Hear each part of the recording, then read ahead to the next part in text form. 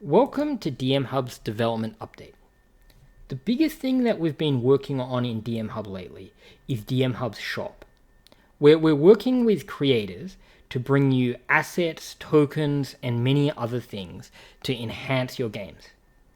So far, we're working with two creators that we love, Tom Kartos, who makes beautiful map-making assets with all different themes, which you can use to build beautiful, glorious maps, and Bruen, who makes tokens that can bring your characters and your monsters to life. As part of this effort, we've been doing a lot of work on improving the performance of the objects panel. So if you've used the objects panel before, you might have remembered that sometimes it made your machine chug a little bit with all of these images, and you'd open it and it would kind of pause. We've tried to do away with that and make it so everything is instant, even if you have a ton of assets like I do here, because I've got just about all of Tom Kartos' assets in here. Something that we're trying to do with the creators that we're partnering with is working with them to not only put their assets in DMHub, but really give you the full DMHub experience and bring them to life. So for instance, if you got Tom Kartos' pack here, firstly, we've tried to size the objects just right by default, and we've made it so, for instance, their shadows come through perfectly. So they're just the kind of size that our artists recommend. So we've gone through each and every object in here. Our artists have actually gone through and tried to tweak them to make the settings all exactly right. And just like we have this brazier here, if you got something that looks like a light source, you'll find that it actually emits light, and we've tried to make that appropriate so that it just looks good. Of course, it's a regular DMHub object, so you can tweak it to your preference. But we've tried to make it so everything comes through by default. So if you're rushing to prepare for a game, you can be assured that if you get something from the shop, that it'll probably work really, really well and just how you're expecting. Likewise, this torch, for instance, it just snaps to the walls, so it fits right in. You don't have to be too careful about placing it. Or likewise, if we look at this trap, it comes, this spinning blade, it comes right in spinning. Even before you put it down, it's ready to go.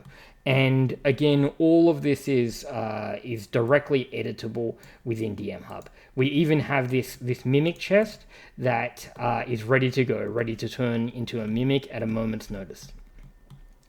And we've tried to give the same treatment, giving all of our objects to make them look and feel just right for DMHub. Likewise, with Brunei's tokens, these are top-down tokens that look a little bit different to the tokens we've had in the past in DMHub. We want to give options for different types of feels, so you can purchase these tokens, and once you purchase them, you get the whole collection. Each set that you purchase comes in as a different set in your avatar screen, and you can easily swap out and select tokens for your monsters or for your characters and so forth. That's all exciting, and I'm going to talk about some more quality of life features that we've been working on in DMHub. One thing that we're pretty committed to is we have a wonderful automation system which tries to automate things like the calculation of your character's hit points, for instance. But something we're also committed to is, while we have this great automation system, we want to make sure that anything that DMHub does, you can always very easily override. Something we admittedly missed was people said, well, I have to kind of go into the character builder if I want to modify a character's hit points.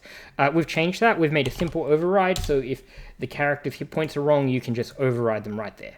This is especially useful for NPCs who you just want to set to some set amount of hit points.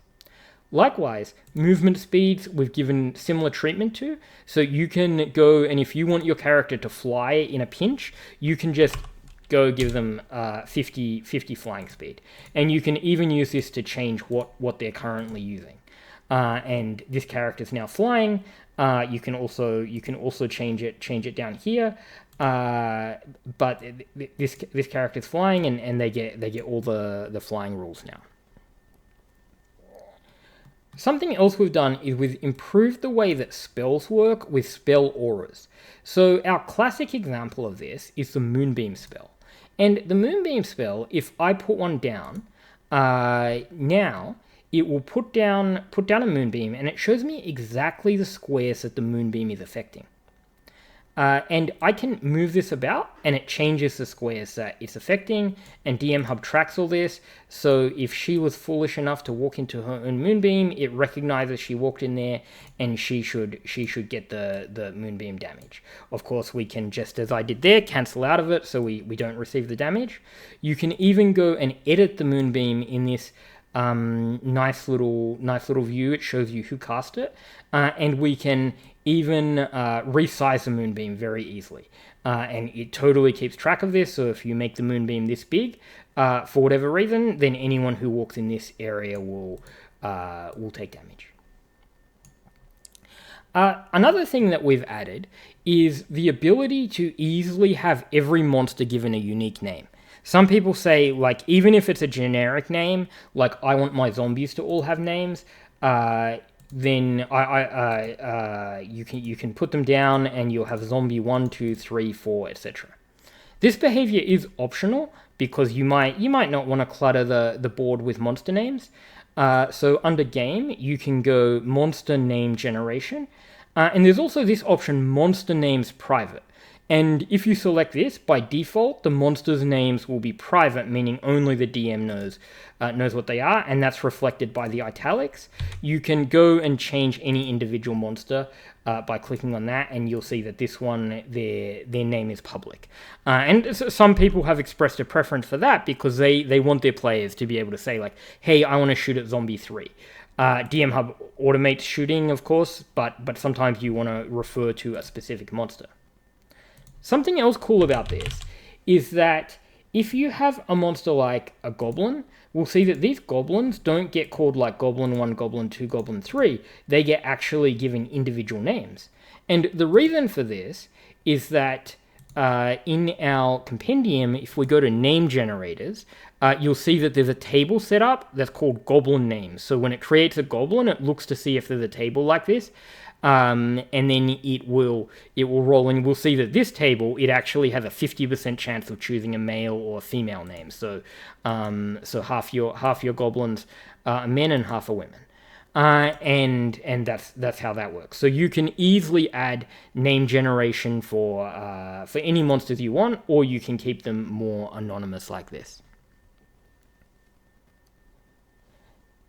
Something also to note is that this is an option we've had for a long time, so not an update, but just to remind you that there's this option, individual monster initiative, and if you don't select this, then when you roll initiative, all goblins, for instance, will be considered to be the same initiative. Well, if you do select this, then every goblin will have its own individual initiative on the initiative bar. Another cool little thing that we've been working on is to make some is to make the lighting of DMHub old school. We've been experimenting with some different lighting options, and I'm just going to make it kind of dark, and I'm going to give this lady right here a torch to use. And what we've done is we've decided to add something where, and this is sort of a newer feature, so it's just accessed with a special command here where you can go /lighting engine and you can go old school. And if you do this, you'll see that the lighting specifically all gets this divid feel like a really old school video game. If I make it so we are dragged underground, and the lighting level is turned, so this is in darkness, you'll see that, and I forgot to actually turn her torch on. So now she has to explore in this kind of really oppressive darkness. If I deleted all the lighting out of the room, it would look even more oppressive. This looks even better if we go to a map that is just all black and white, like this map.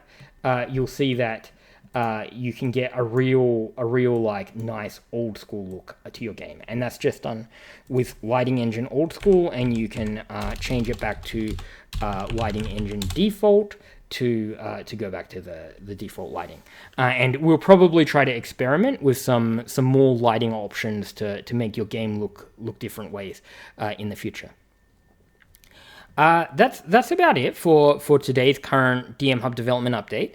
We're going to try to do this regularly, and if you have any questions, especially if you'd like to be shown like how to do something specific in DMHub, you can come and ask them on our Discord, or you can ask them in the comments below. And in a future video, we'll try to address any questions you come up with. Especially we'd love questions that call for a live demonstration. Maybe there's a certain spell and you would love to know how to automate it in DMHub, and we would be happy to demonstrate it for everyone to see.